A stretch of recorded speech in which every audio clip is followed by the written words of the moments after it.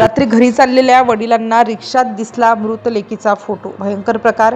काहीच वेळात समजलं असं सत्य की फुटला घाम. रात्रीचा वेळ होता. दिवसभराचा थकवा घेऊन एक वडील घरी जाण्यासाठी रिक्षामध्ये बसले होते. त्यांना अजिबात कल्पना नव्हती की पुढच्या काही मिनिटात त्यांच्या आयुष्यात असा क्षण येणार आहे जो त्यांच्या संपूर्ण आयुष्याचा विचार बदलून टाकणार होता. त्या क्षणी त्यांना जे दिसलं त्याने त्यांच्या अंगावर अक्षरशः काटा आला. रिक्षा हळूहळू रस्त्यावरून पुढे जात होती. दिव्यांच्या प्रकाशात शहर झगमगत होतं. पण त्या वडिलांचे लक्ष अचानक एका गोष्टीवर स्थिरावलं. रिक्षाच्या समोरच्या बाजूला एक छोटासा फोटो लावलेला होता. साधा फोटो, पण तो फोटो पाहताच त्यांच्या हृदयाचे ठोके अचानक वाढले. तो काही क्षण त्या फोटोवर नजर खिळून बसलेले होते. सुरुवातीला त्यांना वाटलं की कदाचित आपला भ्रम असेल. कधीकधी एखादा चेहरा कोणासारखा वाटतो पण आपणच चुकीचा अंदाज लावतो. पण काही सेकंदानंतर त्यांच्या मनात एक विचित्र अस्वस्थता वाढू लागली. त्या फोटोतील लहान मुलगी अगदी ओळखीची वाटत होती. इतकी ओळखीची की जणू ती त्यांच्या घरातीलच कुणीतरी आहे. तिच्या डोळ्यांची रचना, चेहऱ्याचा आकार, केसांची ठेवण सगळं काही त्यांना फार परिचित वाटत होतं. ते स्वतःला समजावत होते की हा फक्त योगायोग असू शकतो. पण जितका वेळ ते त्या फोटोला पाहत होते तितकी त्यांची भीती वाढत होती. त्यांच्या मनात एकच प्रश्न सतत फिरत होता, हे शक्य आहे का? काही क्षणांनी त्यांनी धैर्य धरून रिक्षा चालकाला विचारलं, ही मुलगी कोण आहे?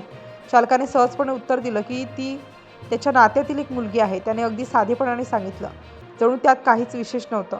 पण ते उत्तर ऐकताच त्या वडिलांच्या मनातील शंका अजूनच वाढली. कारण त्यांच्या मनात जे चाललं होतं ते फक्त साधं कुतूहल नव्हतं. त्यामागे त्यांच्या आयुष्यातील एक फार वेदनादायक आठवण दडलेली होती. काही वर्षांपूर्वी त्यांच्या कुटुंबात एक मोठी दुर्घटना घडली. त्या दिवशी त्यांच्या घरात आनंदाचा दिवस होता. कारण त्यांच्या पत्नीने एका दवाखान्यात जुळ्या बाळांना जन्म दिला होता. घरात सगळीकडे आनंद पसरला होता. पण तो आनंद फार वेळ टिकला नाही. काही वेळानंतर दवाखान्यातील कर्मचाऱ्यांनी सांगितलं की जुळ्या बाळांपैकी एक बाळ वाचलं नाही. त्या बातमीने संपूर्ण कुटुंब हादरलं. आनंदाचा क्षण काही क्षणात दुःखात बदलला. त्यांनी डॉक्टरांवर विश्वास ठेवला आणि जे सांगितलं गेलं ते सत्य मानलं. वेळ पुढे सरकत गेला. आयुष्य पुन्हा नेहमीसारखं चालू झालं. पण त्या घटनेची वेदना त्यांच्या मनात कुठेतरी कायम राहिली. आज अचानक त्या रिक्षामध्ये दिसलेल्या फोटोने तीच जुनी आठवण पुन्हा जागी केली होती. त्या फोटोतील मुलगी त्यांना इतकी ओळखीची का वाटत होती हा प्रश्न त्यांना छळत होता. ते पुन्हा पुन्हा त्या फोटोला पाहत होते. प्रत्येक वेळी त्यांना असंच वाटत होतं की हा फक्त योगायोग नाही. रिक्षा पुढे जात होती पण त्यांच्या मनात विचारांचं वादळ उठलं होतं. त्यांनी पुन्हा चालकाला काही प्रश्न विचारले. त्या मुलीबद्दल अधिक माहिती मिळवण्याचा प्रयत्न केला. चालक मात्र शांतपणे उत्तरं देत होता. त्याच्या मते त्या फोटोमध्ये त्याच्या नात्यातील मुलगी होती. त्याला त्यात काहीच विचित्र वाटत नव्हतं. पण त्या वडिलांच्या मनात आता एक भीतीदायक शंका निर्माण झाली. जर त्यावेळी दवाखान्यात सांगितलेलं पूर्ण सत्य नसेल तर? त्यांच्या डोक्यात एकच विचार घुमत होता, काय माहीत त्यावेळी काहीतरी वेगळं घडलं असेल.